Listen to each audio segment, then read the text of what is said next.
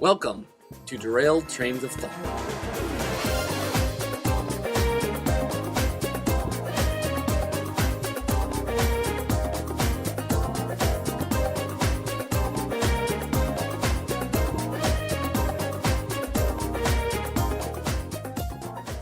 Well, welcome back to Derailed Trains of Thought. This is episode 10. We have reached double digits. We have survived.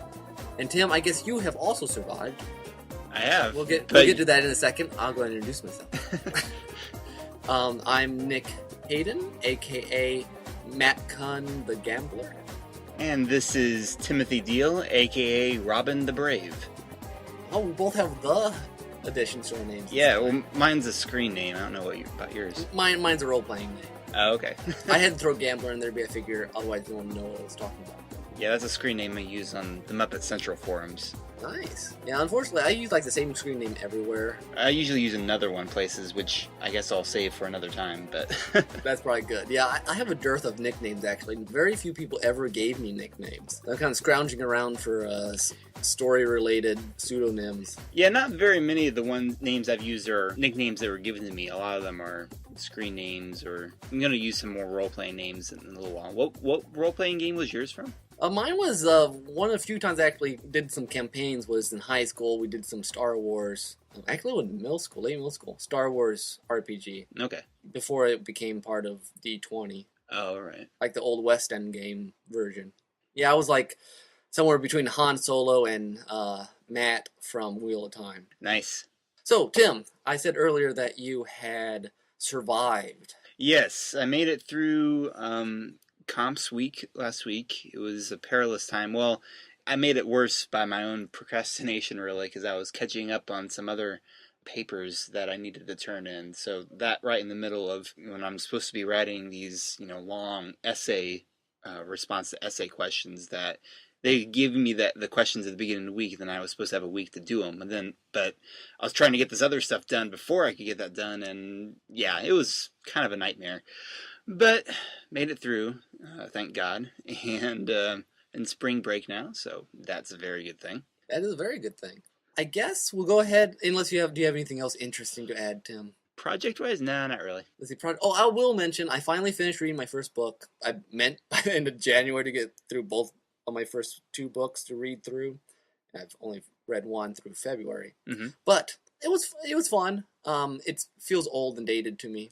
But the second book, which I've started, feels much more modern to me, which it was written actually like 4 years after the other. Right. And I do have to mention that I also just finished reading a book called The Pun Also Rises, which is a kind of a history and discussion of the role of puns in language and history. That sounds like a fabulous read. It was, and it was written by one of the winners of the World Championship Pun-Off. See, puns are underrated by our generation. And he goes into that about, it's interesting, during the Enlightenment, many of the people didn't like puns because they confused the language. Because they had two meanings simultaneously, and they didn't think that was a good thing. You want to need good scientific words that only mean one thing. Mm-hmm. So I think that's where it started. That's silly. So it's just kind of a form of elitism, almost? Back then it was. I mean, there's all kinds of reason. Yeah. I mean, it was a very intriguing book, which makes me, I am now trying to write another Crime and Punishment skit, which will hopefully show up on my blog next week. Awesome. Now, going back to your books real quick. Yeah. Do you think when you finish the Strin and Fred series that you'll ever want to go back and revise the earlier ones? I've considered some. I don't think so. I think the revisions would be too drastic. It's one of these things where the second book works because everything's established, but the first book, there's nothing wrong with it per se, but it just came out of me as a beginning writer. I mean, I wrote that whole book, the structure of it, when I was a senior in high school. So it's not like a thing that you feel like it's going to detract from the unity of the overall story. I don't think so. I mean, there's certainly evolutions. I think it's sort of like TV shows where the first season is good, but then by the time you get to season 4 or 5 and they've really hit their stride. That's true. I mean, look at Babylon 5. Yeah, I mean, it's kind of like that. And I think anything I would want to revise in it, I'd rather start over and take the same ideas into a different world, if that makes sense. Yeah, that makes sense. So, But Sternford might come up today as we talk about our topic for Story School. So I'll go ahead and transition to that. All right.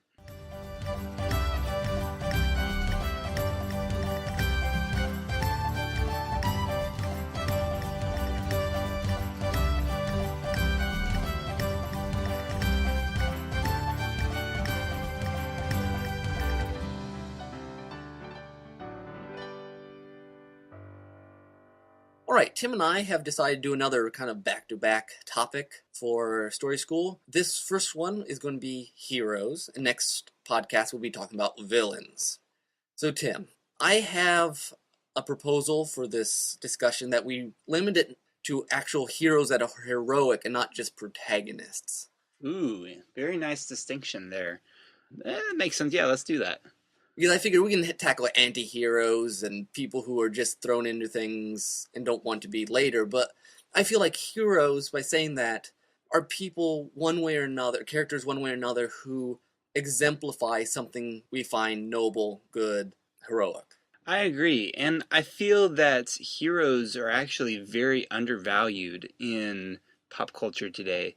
You hear sometimes on fan forums, they give more raves for the villain sometimes than as for the hero. Like, for some reason, because the hero is trying to protect, he's somehow become boring. Whereas the villains, they're edgy, they're trying to subvert society, and we like stuff like that.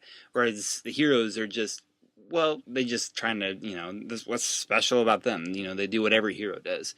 Whereas I think they're overlooking, and maybe this is just a case of the loosening of morals in society, but I think there's something about heroes that's wonderful in helping us try to become something better than we currently are. No, I agree with that, and I've noticed that villains people tend to like more. Sometimes, and I don't want to touch it much, I think it's because villains tend to seem more human in sometimes the presentation than the heroes. Mm-hmm. That we understand villains, and we would like that sort of, we all kind of envy power, and when you have really slick, charismatic villains, we're like, well, that wouldn't be so bad. But heroes sometimes aren't portrayed well, and then sometimes I agree, sometimes it's just our focus is not always on the building up of virtue. And I think that's a real shame. The other day when I knew we were going to be talking about heroes, I took another look at a blog entry that I'd written some time ago where I had talked about watching the original Adventures of Robin Hood movie from the 1930s. And the thing that really struck me about that movie was how perfect, how good of a person Robin Hood was portrayed to be. I mean, he was humorous, he was brave, he was courageous, he was friendly, he was noble. He was all these wonderful things wrapped up in one package, and there was nothing good about him. You almost needed sunglasses to take a look at, how awesome he was. Which some people would say was kind of cheesy, it's not realistic. And sure, no, it's not realistic. But at the same time, there's something really good about it. We mentioned here before how you and I, we really like, sometimes stories should show us not necessarily just how the world is, but more like how it should be. And I think perfect heroes that aren't about big character flaws can be an example of that. They can be the perfect kind of ideal that we really want to live up to. Yeah, and I agree. And the perfect hero is underrated, and not used much in modern stories. You mentioned the flaw. It's kind of a rule of thumb that everyone has, that a character, even a good character, needs some sort of flaw to make them feel real and human and identifiable. Mm-hmm. Which I don't know if I'm against, but the way they do the flaws sometimes, it makes them almost not heroic anymore. It's like they're the good guy because they're not the bad guy. Yeah, and I mean, sometimes the flaws can be very effective. I mean, we both really like Spider-Man. Peter Parker is filled with self-doubts and all these things. So there's certainly nothing wrong with that. But the thing is, the hero with the flaws and so forth have become so much the standard these days that people have forgotten how to do the really powerful one, or the really good, noble one. I think, talking about the powerful, noble hero, I'm sure you're just chomping at the bit to talk about Superman. Yeah, I've mentioned before that I think Superman doesn't get his fair share. I mean, he's the most identifiable superhero out there, and yet when you talk about superheroes, people a lot of times they see him as the Boy Scout or old-fashioned or something like that. Even my sisters are that way, which drives me nuts. Superman, growing up, was my superhero. He was like the only one I really followed or knew much about at that time. In a sense, he's very much a god character, and there's something about that I'll bring up later. But at the same time, I think it's good, especially for young boys, to have this perfect kind of model for us to look up to. And as we grew up, we realized that the world isn't quite as perfect as charming as it was at that time. But I think people sometimes are in a rush to get rid of that whole notion altogether. Like the Superman Returns movie, where it seemed like the only way that we could take this character more seriously, even though they kind of portrayed him as a savior of mankind, was he's going to father an illegitimate child. Which completely ruins the whole savior, perfect guy concept. Not only that, but the whole like middle America raising of Clark Kent, which is why Superman's awesome. Yeah. And interestingly, there's kind of a debate with some comic book fans on whether some people see Superman more as Kal-El and other people see him more as Clark Kent. It's kind of that whole, are you a creature of your genetics or are you a creature of the situation that you grew up in? I think a better answer is, well, you're kind of created by both. And so Superman, to me, I think he probably identifies with his human side more because that's how he grew up. But I think probably his race is part of what makes him more noble. Although at the same time, you could also argue, and some people have, that his human side is also what makes him more caring and compassionate. And you could argue that. And I'll just throw out right now, for a very interesting what if of Superman and his human side and his raising, Russian Sun, the series of comics where he doesn't land in Kansas but in Russia. Yeah. And he becomes a hero for Stalinist Russia is very interesting. It is very interesting because he actually has some of the same motivations except just twisted. That Superman was the perfect socialist or the perfect communist. He was enforcing people to do things the way of the government in order to make the life better, which is what socialism says it wants to do, but it really just winds up making people's lives, miserable. And yeah, Lex Luthor, oddly enough, is a sort of odd hero in that story. The way that Lex Luthor kind of converts Superman in a sense is really interesting. I was going to mention, you mentioned Boy Scout, and that's always a derogatory sense now. If you're a Boy Scout, then you're not. It's a sense that people, and probably because it was betrayed and portrayed wrongly in some, or badly in some stories, this sense that you always do right and you don't want to do wrong, it's come off as laughable. Because then you start thinking of things like Dudley Do-Right. These goofballs who have no brains who just do the good things because they're mindless, I guess, because they don't know better. Right. And that's really a shame because then you have some really good. One of my favorite good heroes is Sam Gamgee. Oh yes. Because he just does what he knows is right, mm-hmm. and he's not trying to be a hero per se. I mean, he's really the main hero of Lord of the Rings. I mean, Frodo is too, but Frodo wouldn't have got very far without Sam. Right. I think I read somewhere that Tolkien mentioned that Sam's kind of the real hero. I couldn't be misquoting him. But I think that idea that you can have someone that's good and even simple, because Sam's simple, and still be just, for lack of a better word, beautiful. Mm-hmm. And very convincing, very realistic, very endearing. And I think it's all in the presentation. And I think writers who don't understand the interest and the beauty of goodness feel like they have to make their heroes more edgy in order to make people feel like they would actually do something good. Sometimes it gets boring where your hero always has some sort of deep need to reconcile with his wife or impress his kid, or just this one, like they're one-note characters. Yeah. There's one thing that drives them, and it's usually some relationship that went wrong for some reason, and everything that he does is because of that one relationship. Okay, realistic people do that, but it doesn't have a deep, resonating. You don't get a sense for who the character is aside from that conflict. Yes, thank you. Yeah, too much obsession over one thing is probably not. I mean, there are people, yes, that obsess that way, but the majority of people probably not. But if you don't mind if I go back to Lord of the Rings real quick. Oh, go for it, yeah. I was thinking while you were talking about Sam that that's a very interesting case where there's a lot of really strong, good characters in it. And it's interesting, like, take Aragorn, for instance, who is very much I guess you could call him a knight in shining armor almost. Mm-hmm. I mean, he comes from humble appearances. He's just a ranger, so people don't think of him as much. But as it goes on, you see what a noble character he is and what a strong man, a strong warrior he is. And then you compare that to, the hobbits, Sam Gamgee, or even Merry or Pippin and Frodo. And there's still a very strong inner goodness in them too, but it's of a much more humble type. And even though Lord of the Rings celebrates the mighty, the warriors and stuff like that, at the same time, it's the hobbits, the little people, that are the real saviors. Not that Aragorn isn't, but they're the ones that got rid of the ring. And it is interesting, like you point out, that Tolkien plays at least two different types of heroes, even the more knight in shining armor, Aragorn especially, but you got Legolas and, the more high fantasy characters against the more humble characters, all the hobbits. Bilbo in the Hobbit's very normal. Mm-hmm.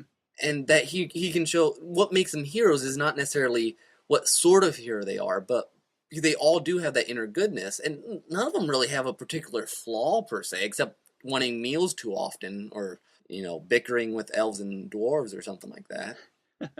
I remember getting into an argument one time with someone from church, or some girl who loved the Hobbits and Lord of the Rings and all that stuff, but she thought Aragorn was just really cheesy, this big warrior guy.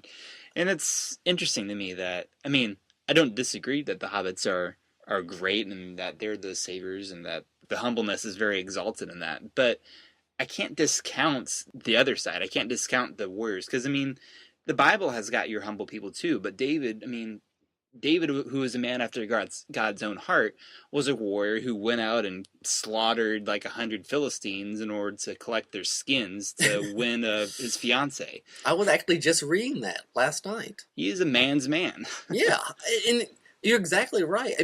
There's all sorts of heroes, even in the Bible or other places, and the whole warrior type, there's a reason it resonates with people. And I didn't say anything of importance there.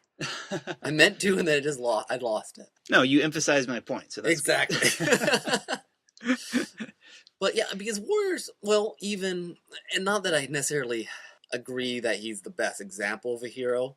The reason Jack Bauer on 24 resonates with many people, because he'll do what needs to be done to get the bad guys. Mm. He doesn't back down. He has none of this whiny, whatever stuff. Now, granted, the way he tramples on the law and tortures people, it gets very utilitarian, his worldview.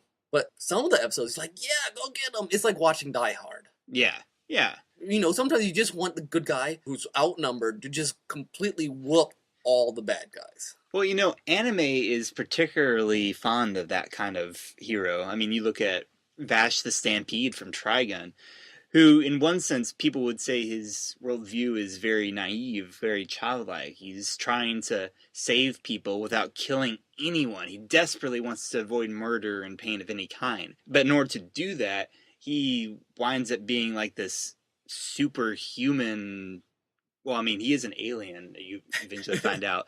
But he displays like this superhuman ability to shoot and survive and do these things. And he's like incredible, but it still hurts him terribly over the course of the series, his vow not to kill anyone, but still protect people. And I think that the adherence in Vash is a great example.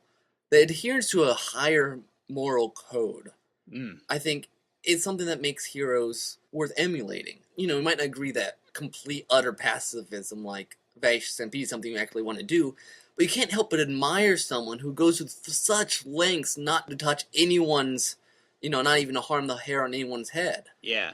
And do it with such flair, too. Definitely. And I think that's what we admire about superheroes. Well, anime's versions of superheroes, they don't wear tights, but they still do all these superhuman things, whether it's, the Naruto series where they've got crazy powers, or Rurouni Kenshin, where it's godlike speed and swordsmanship. All of them have these ridiculous powers, but they use them for very noble and very, very sincere motives.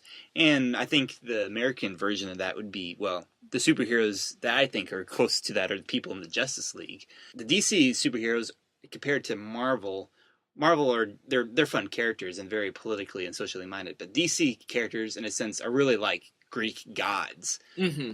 Just the kind of the powers that they have and their motivation for protecting humanity. Well, I think you really hit on the good point that just adding cool powers to someone doesn't necessarily make them a good hero. I mean, it makes them someone as a character. Yes, we're interested because we like people who are fast or smart or who are superhuman in some sense. But adding that element of something higher than themselves they use it for, I think is what really makes a hero a step above. Yeah. Well, Tim, I'll ask you and then I'll answer it myself. What sort of heroes are your favorite? Is it the perfect hero or is it something slightly different? I think you've probably closer to a perfect hero than the anti-hero, like we said. I mean, man, it's hard to describe a perfect one. I can tell you a character that I developed that was kind of trying to go for this kind of perfect hero idea that I have in mind, and that would be McCracken. Nick is familiar with him. Yes. This actually is a great... Yeah, describe me. I think this is a great example of your idea of a hero. McCracken is actually derived very much from these ideas, and it's kind of... My biggest inspirations for him are Spider-Man, Vash the Stampede, and a character called Lupin the Third, particularly from the movie Castle of Cagliostro. Which is a fabulous movie. Yes, it is.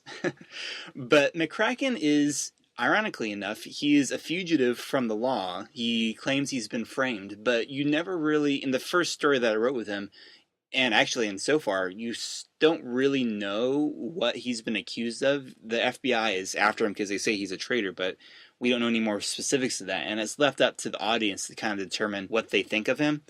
And my vision for McCracken is very much like these characters I've been talking about. He's got a lot of gadgets on his side, and he's very confident in his own abilities and in his own innocence. He maintains that he's innocent the entire time. And he basically goes through his adventures and have as much fun as possible. The first story was basically just about him escaping from the FBI in a church. The second story that I co-wrote with some of our writing friends was about him trying to take out a drug lord in Colombia, just using his talents and then escaping the FBI in the process. He's a character where I feel that what I'm trying to get with him is he's just really fun, kind of a wink in his eye kind of adventurer. But he is a Christian. I made a point of including that. He actually always left one of his trademarks. Lupin the Third leaves his business card. Well, McCracken leaves a Bible verse, usually for his ex-partner in the FBI, Tony the Fine. And the idea is it says something about his latest adventures. So I like to write more with him. He's a fun character, I think. And I like the setup with making him, he's on the run, because then you have the glamour of being an outlaw, but simultaneously the interest of him basically obeying all the laws as he's going around. I mean, he doesn't break laws. He's a good guy, but he's, for whatever reason, thrown on the wrong side of it. That's true. And I am very fascinated with the idea of a righteous rebellion. Because I do believe the Bible says respect the authorities, and I think rebellion for the sake of being different than what people tell you to do, I think it's silly. But there's certainly no denying that there is kind of this exciting edge to being, outside of the law, but still doing good. And that's why I like Robin Hood, and that's where I think that we got a lot of inspiration for McCracken. And having mentioned David, I also read last night where, David's on the run, and he still doesn't manage to kill Saul, even though he has several chances. Yeah. Is that sort of like, look, I really am good. Why do you keep persecuting me? Which I think is very, at least for me, touches the part of me that says, I really like that. That sort of goodness amidst suffering or injustice. Mm-hmm. Which, another reason I love Sam, because, especially in Mordor, in that last section, he's just good despite everything. Despite Frodo being half insane and no water, no food, and no hope. Well, for a little while anyway, he's still thinking about the trip home. Exactly, and he's like, yeah. So, what is your favorite hero? Do you think? I love the accidental hero. Not necessarily that they're thrown into it, but because of who they are, when they hit certain situations, they can't help but do what they're going to do. The Squire is a perfect example of this, where it's just this young man. He's enlisted to be a squire. He's really not involved in anything remotely interesting, but he swears his oath that he's gonna, obey the knight, help maidens in distress, right injustice, and then when it happens, he just does it, even though he's one of the most uninteresting characters in the book, and he gets to a point where he'll even do things despite them being impossible. Like one of the girls he rescues has been recaptured by the thieves, and he goes straight into the thieves' den without, he just walks in, and he's like, I don't know how I'm going to do this, but it's something I have to do. He just does it. I love that sort of humble, not quite your normal hero, but he's a good guy. I mean, he does it because he's a good guy. I love that kind of character too, particularly when they're kids. I still have a very affectionate feeling toward characters like Jim Hawkins from Treasure Island, or those two kids from Castle in the Sky that they just got a lot of pluck, and they're common kids, but they find themselves in these situations and they just soldier through it. There was this in The Deathgate Cycle by Margaret Weiss and Tracy Hickman. There's this character called Alfred, who he's a powerful magician, but he's clumsy. He's kind of a goon. But he's like insanely powerful. And a lot of anime characters do this too. Vash is kind of like that. He's kind of a goon sometimes. Yeah. And just that almost being a hero despite yourself idea. I channel some of that for Fred from String and Fred. Fred sometimes is a hero despite his own personality. Or Selena. I mean, I actually do it quite a bit. My Stuart Lem War hero stories I was going to write was going to be about this young man who was just kind of thrown in the middle of this modern warfare. It's hard to explain exactly the word. It's more like spiritual warfare. Well, in a sense. it is, yeah. Except it takes a physical presence. It is a bizarre story, and I really would like to see it develop into a series. It's hard to explain to people, but yeah, it's your definition was probably about the closest. But he's one of these people that I would envision you'd use all the old action hero sort of cliches like car chasing stuff, but he won't go over the speed limit, and he won't lie to anyone. Actually, and the guy from Squire does this. He doesn't lie when he's sneaking into the Thieves Guild. He just says the truth, and they don't believe him because they're trying to be too tricky. So his truth ends up being enough to get him in. I need to read that. And finally, he's partly accidental and he's partly like superhuman. The Doctor. Oh yeah. He always pulls out an answer at the last minute, like as if he's just winging it. Just to clarify, you mean the Doctor as in Doctor Who? As in Doctor Who, yes, sorry. Yeah. He wings everything. So it seems like he's just, at the last minute, he just manages to pull everything together. That sort of, I really love the whole last minute, everything works out idea, too. Like the eucatastrophe. Right, the eucatastrophe, exactly. And Doctor Who, at least the new series, runs on eucatastrophe, constantly. Eucatastrophe is this idea, I think J.R.R. Tolkien coined it. I believe so. Where it seems like everything is going to go wrong, and at the very last second it all turns out well. I think he called the cross the ultimate eucatastrophe. Yes, and which is why it's such, why Tolkien's genius, because he could take all these ideas and then write a good story that doesn't draw attention to any of it. Yeah. Now, I think it's worth pointing out, particularly since we were just talking about the Doctor, one possible drawback with these characters who are really powerful yet really good is that sometimes when people write them, they can kind of become an idol in a sense. And by that I mean they become, it's like, let's take the Doctor for instance.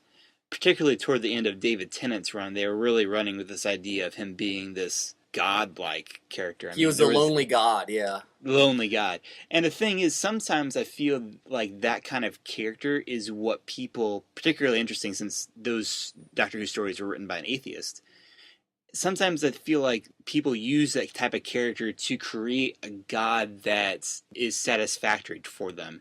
He's a god that they can understand. He's a tame lion, if you will, where sure, he's got all these powers and he can save people in situations like that, and we can love him for that. But he's still got these foibles. He's still got all these things that, he's like us. The Doctor may be old and ancient, but he's funny. He's silly at times. And so he's a tame god, which in one sense it's nice that they're, I don't know that they even realize that that's what they're doing. And maybe in a certain sense they could be pointing them toward the real God, but at the same time I think we have to be really careful that it doesn't take the place of a real God. That makes sense. That is a really good point. Because in theory, if you and I's idea of heroes is that it's supposed to lift us up towards emulating these things, at least from a Christian point of view, all they're revealing are little snippets of God, as opposed to trying to replace it, and I think you're right. Some people want to make a hero that they think is basically the next evolution of humanity. Yeah, this is what we're going to become. Yeah, exactly. Or even sometimes saying that flaws are okay because through the flaws we become better. Which is, okay, true to a certain extent on this world, because God can use bad things to create, for good purposes. But to think that flaws are always necessary is, well, wrong, but it's easy to fall into that trap because of the way we don't know any better from this side of heaven. And also there's the fact that we can place these restrictions on this powerful character because, he's enough like us that he has to follow the same guidelines. But at the same time, there are rules that apply to mankind that shouldn't apply to God. And I think it's harder for modern society to understand that. Well, that's why we get stories about Jesus marrying Mary Magdalene and having a kid. And stuff like that, because the human mind doesn't want to have someone who's over top of you and perfect. They want everyone on level. They want to, because no one likes to have someone in charge of them. From 2 years old on, we say, you're not the boss of me. Yeah.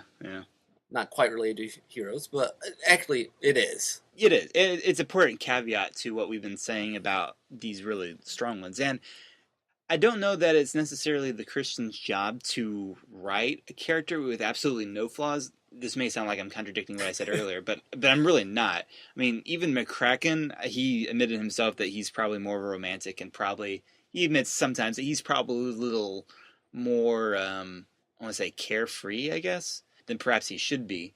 But, I mean, he recognizes himself that he's under a moral, authority. And like I said, I made sure that he was a Christian and that he followed certain guidelines.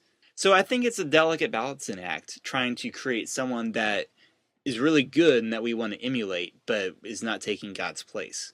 And actually, the Superman and the McCracken remind me also, sometimes this is vaguely unrelated, sometimes what really works for creating heroes, if you want to give them the flaw, is you give them a flaw that makes us love them more. If you want to say Superman has a flaw besides kryptonite, it's that he wants to fix everything. Yeah. McCracken, maybe he enjoys his adventures a little too much. That sort of thing. The sort of flaws that we know it's not probably the best thing, but we can't help but think, I understand. Yeah. No, you're completely right that there is that caveat. And as a Christian writer, you want to have heroes that people can emulate, but aren't going to lead them astray one way or another. But you only have so much control over. But you have to write you have to be okay with it from what you know, how you're writing it. Yeah, and the overall story that you're writing can make a big difference in that sense too. I don't think that Gandalf or Aragorn or any of those powerful characters would. I mean, they're very humble in what they do, and they realize they're part of something bigger. So that makes a big difference too. I think that's why I like the accidental hero, because of they tend to be humble one way or another. They don't feel like they belong there. Actually, I just revised slightly the Isle of Gold. And at the end, the main character's like, I didn't do anything. Why do you guys keep congratulating me? Because he kind of saved a whole island by accident. That's true. It's a big thing. I think I like doing that because I think it is from my Christian worldview. I think this idea that providence, that God uses us if we'll be where He wants us to be and obey His commands. But sometimes when you do that, when something happens, you're like, but I didn't do that. And I think I really enjoy having my heroes interact with this idea of providence. Actually, Squire is a big one of that, too. And Sir and Fred will be some, actually, in book 3 and 4. I write the same story over and over again, basically. That's common. That's common, yeah. We should probably wrap this up somehow. Yeah, after I always have this thing that you wrap it up and then I come up with something else. So we'll go ahead and wrap this up. Don't be afraid of writing some really good heroes in your character or in your story, and don't feel that they have to play second fiddle to the villain's schemes, because the hero is just as important and perhaps more so. Tim, I couldn't have said it better. Next, then, we'll go to our first soundtrack.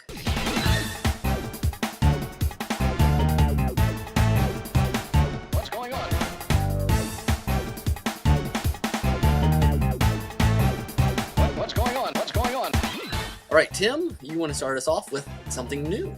Yeah, my soundtrack choice this week is new in the sense that it's actually not from a video game in any way, which I think might be a first on the show for soundtracks. This is from the band called Master Plan, which I don't know that anyone who isn't familiar with anime has ever heard of, because I think they're from Europe. But this song itself is called Heroes. It's from their album called Heroes. We're only going to play a segment for you because we don't have rights for the full song. But since this is a review, I can say that it's really good. And take a listen to this side for yourself.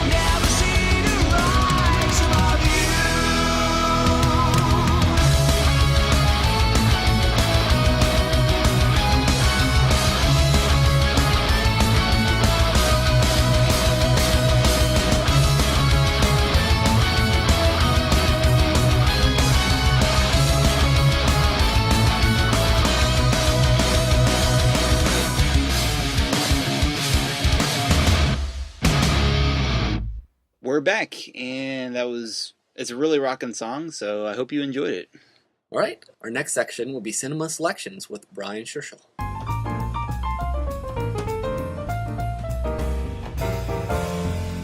All right, it's been a little bit since we've had our last interview with Brian Scherschel with Double Indemnity. This week, Brian and I discussed Notorious by Alfred Hitchcock.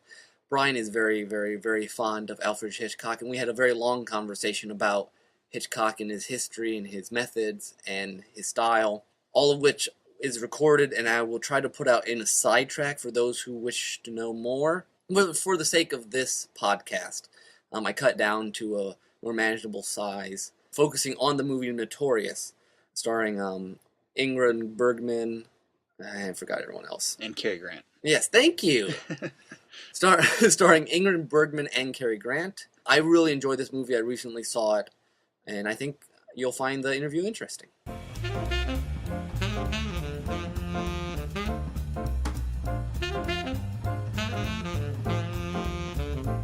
All right, hello everyone. This is back here with Brian Scherschel to talk about a movie he's very fond of and which I had a chance to watch recently, and I am now also very fond of it. Notorious by Alfred Hitchcock. I guess, Brian, go ahead. I know you have a lot to say about this film. Give us kind of some basic intro into Hitchcock in general. Good to be back. Let's see. Alfred Hitchcock is definitely one of my favorite directors, although I do have quite a few. Hitchcock is known as the master of suspense. Notorious and many other films also, though, they show that he's also a master of romance. And that's one thing that I definitely want to try to get across. And this is a great example. He made 53 films in his entire career. First one in 1927, and the last one was in 1976. He was born in 1899 and died in 1980. When Hitchcock started his career, he worked under German Expressionists, that kind of school of directors and filmmakers. Can you go ahead and define German Expressionism for those who might not know? Yeah, the German Expressionism, the height of German Expressionism was given from about 1919 to 1931, and that was sort of the golden age of German film. And German Expressionism, at least the technique, a lot of it is about working within the frame, and it's all about framing, photographing, lighting, and the importance of an object, or the importance of the object that's on the screen. And in many ways, it's a style about space more than it is about time. Let's go ahead and introduce our audience to basically the summary of Notorious, so they have some idea of what the storyline is. Yes, Notorious is from 1946. Ingrid Bergman is notorious, and meaning that she is known widely and in a generally unsavory and or unusual way. Her character's name is Alicia Huberman. Her father is a German who recently was convicted of treason against the United States for helping out the Nazis during World War II. This is, of course, 1946. It's the year right after the war ended. So he's been convicted of treason, and her life is out of control. In the original story for Notorious, her character was, in fact, a prostitute. And instead of that, because of the code and the way that the code made movies kind of conform to a certain moral, within certain constraints, instead, the story just refers that she has a lot of conquests, that it obviously implies that she's sexually loose, and she is also a heavy drinker, and she has trust issues with men. So there are some of the negative aspects that make her notorious. In the way that Hitchcock casted Bergman, he subverted Ingrid Bergman's type. He casted her against type. Her type is what? Usually the character that she played in Casablanca, a forthright and sober person. That is her persona, and that was her persona as far as the way she was depicted in films before Notorious. Quer mais alguma coisa? Have another drink? No, thank you. I've had enough. No, true. Whiskey on soda. Well, do you hear that? I'm practically on the wagon. That's quite a change. It's a phase. You don't think a woman can change? Sure. And change is fun. For a while. For a while. What a rat you are, Dennis. All right. You've been sober for 8 days. And as far as I know, you've made no new conquests. Well, that's something. 8 days. Practically whitewashed. I'm very happy there. Why won't you let me be happy? The next character is T.R. Devlin, played by Cary Grant. Cary Grant is, of course, handsome, charming, immediately likable. He almost never played a villain. I don't think he ever played a villain in any movie in his whole career. This is about the closest one because he plays definitely a morally ambiguous character, but he's definitely not the villain. Cary Grant is known for playing sympathetic characters. And so Hitchcock is also subverting Cary Grant's persona by making his character an FBI agent, T.R. Devlin, a name which denotes what? Devil or devilish. His mission is to convince Alicia to help the FBI to uncover the lead financier of Nazis who have escaped to Brazil, and the lead financier is Alex Sebastian, who is played by Claude Rains. Her job is to go in and win over Alex Sebastian, who she was at least familiar with because of his connections to her father. Devlin is not an all good or all bad character either. He's secretive, he has issues with women, and in this story he has to use Alicia in order to get what the FBI wants. Cary Grant's character also puts up fronts of being self-possessive as kind of a defense mechanism. So Hitchcock has taken a masterfully graceful character and made his character rather static, morally paralyzed, and silent in a film noir kind of way. This film isn't exactly a film noir in the classic sense, just because there's so much romance involved, there's so much suspense involved, there's so much everything else involved. The last thing with Cary Grant is how well he reacts as well as his acting. His reacting is great to watch in this film. Hitchcock said that the only actor that he truly ever loved was Cary Grant. The third character is Claude Rains. Claude Rains plays a very perfect Hitchcockian villain in this film. He's classy, he's refined, he's at the same time he has a lot of other negative things. And while Claude Rains is the officially sanctioned villain in Notorious, he's not all good or all bad either. He's helping escaped Nazis, and he's funding them, but that's it. He's just funding them, and he's not obviously as deep in as he could be, like a la Schindler's List or some of the horrific characters that came out of that. He's in a fix as well in this movie, and hopefully the Nazis' stigma doesn't get too much in the way of the fact that you can see the complexity in his character as well. You know, my dear, I knew this was going to happen. I knew when we met the other day that if I saw you again, I'd feel what I used to for you. Same hunger.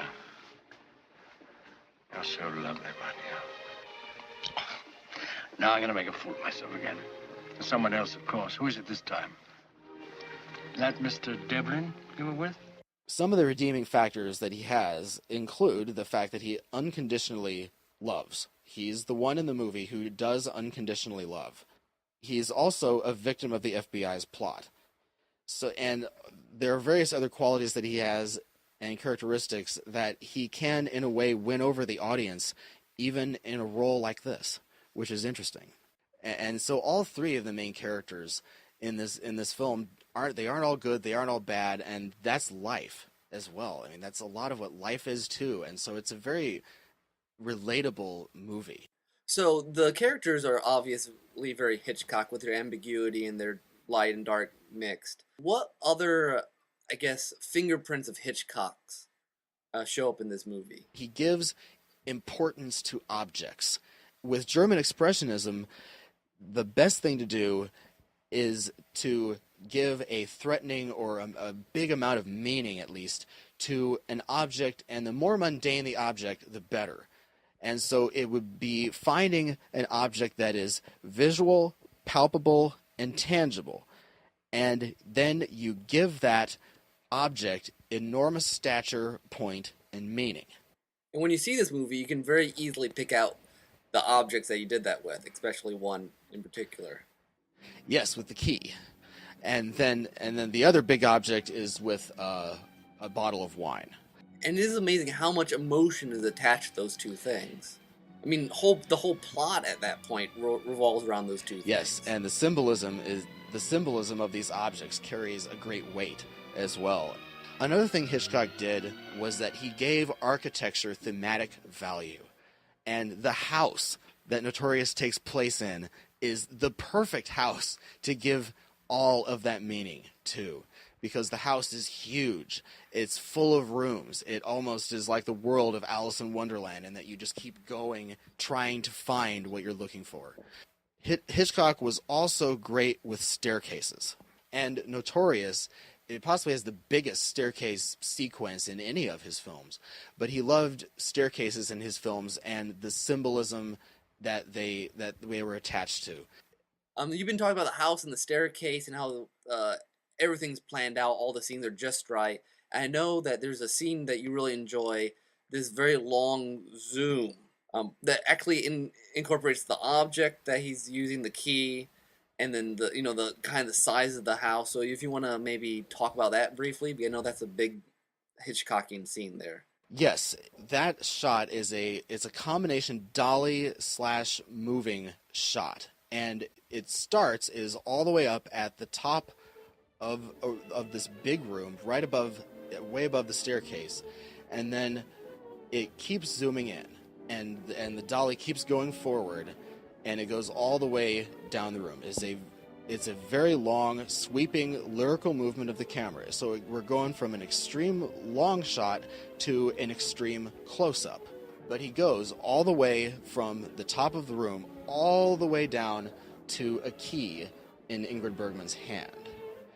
Now, the technology for this kind of shot did not even exist.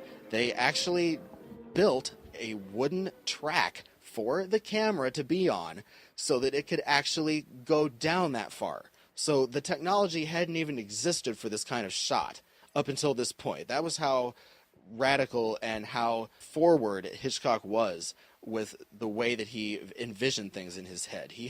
When he made films, he had everything in his head practically before the film actually started being produced.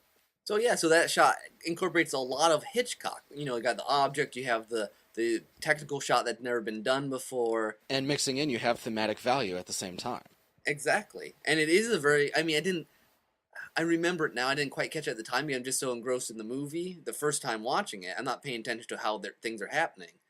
But I do remember that the ending shot of that, with the key being very imprinted on my mind. I know another thing this movie's at least vaguely famous for is for the way Hitchcock skirted the Hays Code. What was the Hays Code? It was a moral code for films that was brought in. I believe this was brought in the 30s, I want to say at some point. The creator of it was a man named Will Hays. It was all about making sure that movies were kept in check as far as just the moral codes of the time. And so that's why you have a restriction on the amount of time that two characters can kiss on screen. The rule for the Hays Code was that a kiss could last no longer than 30 seconds. At 30 seconds, kissing went from romantic to unseemly, and that was just the built-in definition. What Hitchcock did was that he skirted the Hays Code in a very interesting way, which ended up becoming legendary Hollywood history kind of material. What he was able to do is he was able to extend the on-screen kiss to about 2 minutes and 45 seconds. The way that he did that was, and this is the balcony kissing scene between Cary Grant and Ingrid Bergman. And so it starts out, they kiss, and then they break the kiss, and then they insert it as a little bit of dialogue, like what they're going to make for dinner, and just various little things like this that really are innocuous. And then they go back to the kiss, and then release the kiss, and then back again and back and forth. It's nice out here.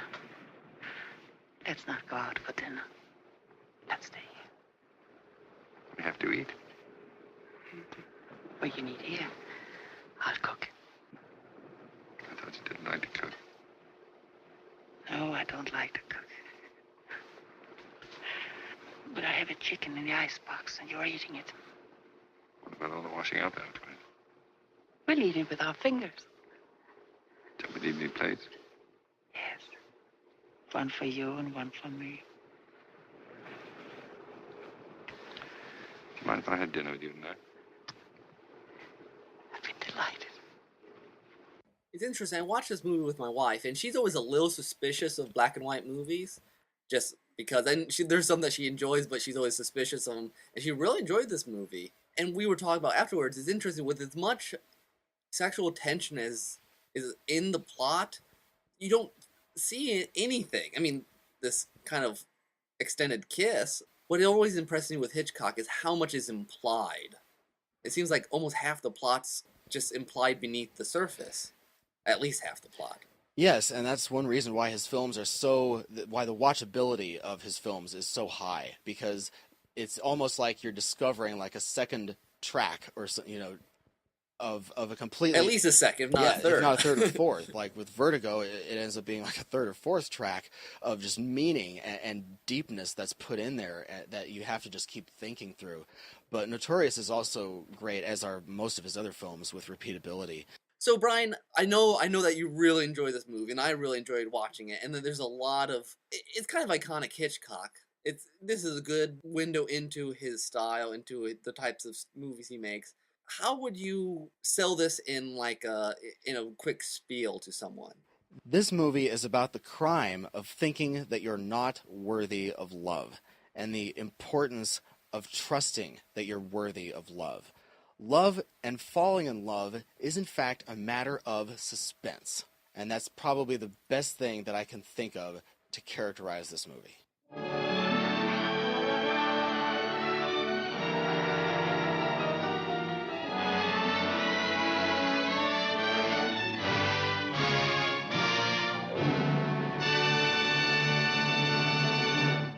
So that was Brian, and I talked about Notorious. Really fabulous movie. My wife is always a little suspicious of black and white movies when I make her watch them. Oh, Nick, you need to cure her of that. Well, that's why I show her good ones. But good. She really enjoyed this one, and I know, Tim, you plan on watching it soon. Yeah, I've seen parts of it. Actually, there was a particular scene in there that was used as a case study in one of my directing classes last year. So it was a scene where Cary Grant had to tell her that what they wanted her to do.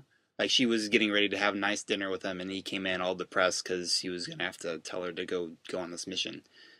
And it was kind of a shot-by-shot study, and really an amazing kind of look, eye-opening for me, and how much pre-production planning has to go into where you're setting your camera and what he was communicating by setting up different camera positions and movements and stuff like that. So I've been looking forward. I really should have watched it by now, since the class was like a year ago. But Brian sent me a DVD of it, and he was very kind of that. So hopefully I'll maybe even watch it by the time this episode gets premiered. Sounds good. Well, Tim, I guess that's about the end of this podcast. We've been trying to shorten our podcast a little bit. Tim's very busy finishing up school, and I'm busy teaching and working and other such things. So, yeah, we might start seeing some shorter podcasts here. We're certainly always going to have our Story School segment. That's kind of our meat and bones, or meat and potatoes, however you say it. So we'll certainly always have that. But our liver and onions? I don't think so. But yeah, this second half of the show will probably start being shorter, which honestly may not be a bad thing. So if you want to get a hold of us, you can always come to derailedtrainsofthought.blogspot.com, which is our main website. You can also email us at derailedtrains@gmail.com. And you can also contact either Tim or I on Facebook. Or if you really want to go the 5 degrees of separation, you can go to my website, worksofnick.com, and find a link there, usually a week after I post the original podcast. And hopefully sometime I'm going to be getting my own website pretty soon. Make sure you bug me about that, because it's like I want to set up my own sites for particularly for job hunting purposes. Awesome, that'd be fabulous. Yeah. So next time I will hopefully have my first ebook out. I'm trying to I want to test the ebook waters. Ooh, fun. So I might do Isle of Gold as an ebook for like 99 cents. See what happens. I know you and some of our writing friends have been planning an ebook project together, which I'm a bit too busy to really pitch in on that, but I'm excited to see what you guys come up with. It should be very interesting. I'll keep the audience up to date on that. It'll be a number of months yet. We're just in planning phases. It'll be a short story collection from a number of my writing friends and I. Cool. So, well, I guess I'll go ahead and bow out by introducing the last soundtrack for this episode, Overclock's Remix, which I listen to too often. Recently released an album called Heroes vs. Villains, which I thought worked great with our current topics. And it was basically 10 games where one person would remix the hero's theme, one would remix the villain's themes, and it's kind of like a head-to-head combat sort of idea. A lot of really good songs, but I've been very addicted to this one I want to play for you, which is The Life and Death of Kirby, remixed by Insert Rupee, which I believe is made up of Halk and Benjamin Briggs. They tend to write a lot of chip-tuney music, but they took Kirby's theme, which I don't really know, and made it very aggressive and just a lot of fun to listen to, at least if you like this style of music, which I do. It's a good song. Kirby's Dream Land, which is, I think, the first Kirby game which was released on Game Boy. It was actually, I think, the first video game that I ever fully beat. Oh, nice. I have never actually played a Kirby game. Yeah, I think that's the only one I've actually done. I've seen some other ones, but... People really like them. Yeah. So I hope you enjoy that. So we'll sign out. Yeah, we made it through our 10th episode, Nick. All right. Congratulations, Tim. Only 90 more to hit 3 digits. Yeah. Amazing that we've come this far. It really is. Before we were like, what's Skype and how does it work? Not that long ago. That's true. Well, this has been Nick. And this is Tim. Adios. See you next time.